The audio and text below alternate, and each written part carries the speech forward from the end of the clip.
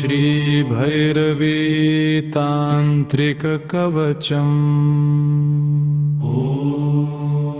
मङ्गलाचरणम्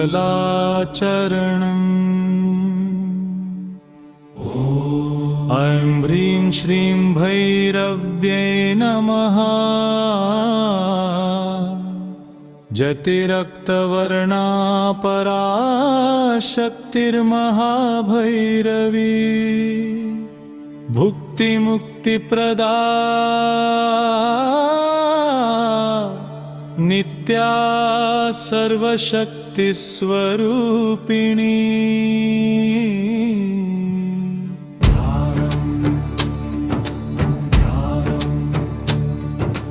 रक्ताम्बरां रक्तविलिप्तगात्री त्रिनेत्रयुक्तां शशिशेखराढ्यां जपाक्षमालां वरदाभयाढ्यां ध्यायेन्महाभैरवी आदिशक्तिम्।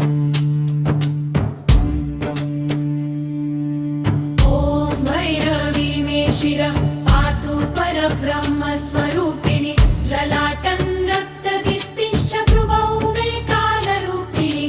नेत्रे ज्ञानप्रदा पातु कर्णौ श्रुतिविवर्धिनी।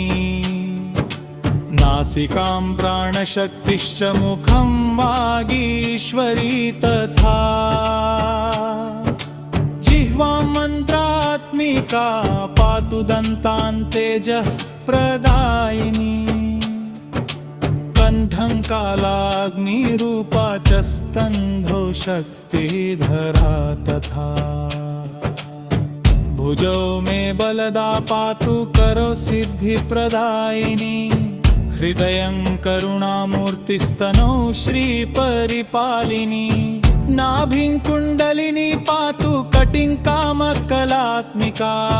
गुह्यं गुह्येश्वरी पातु ऊरुवीरप्रदायिनी।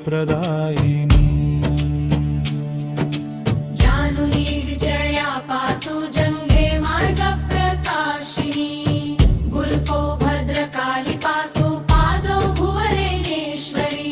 अग्रतः पातु भैरवी पृष्ठतः कालरात्रिका। दक्षिणे त्रिपुरा पातु वामे बाला सदावतु। ऊर्ध्वे पराशक्तिरव्यादधस्ताद्भूतधारिणी। सर्वतः सर्वदा पातु महाभैरववल्लभा। रक्तज्वालामयी दुर्गा मन्त्रकोटिस्वरूपिणी। भूतप्रेतपिशाचादीन् दुष्टग्रहभयापहान्। दारिद्र्यं रोगशोकं च शत्रुबाधां विनाशये। आयुर्बलं यशः श्रीं च ज्ञानवैराग्यमेव च। फलश्रुति भैरवी कवचं दिव्यं श्रद्धा भक्तिसमन्वितः। यः पठेत् धारयेत् नित्यं तस्य सिद्धिर्न संशयः। सर्वरक्षा लभेत् भक्त सर्वाभीष्टफलप्रदाम्। अन्ते भैरवी सायुज्यं परमानन्दमश्नुते। इति श्रीभैरवी तान्त्रिककवचम्।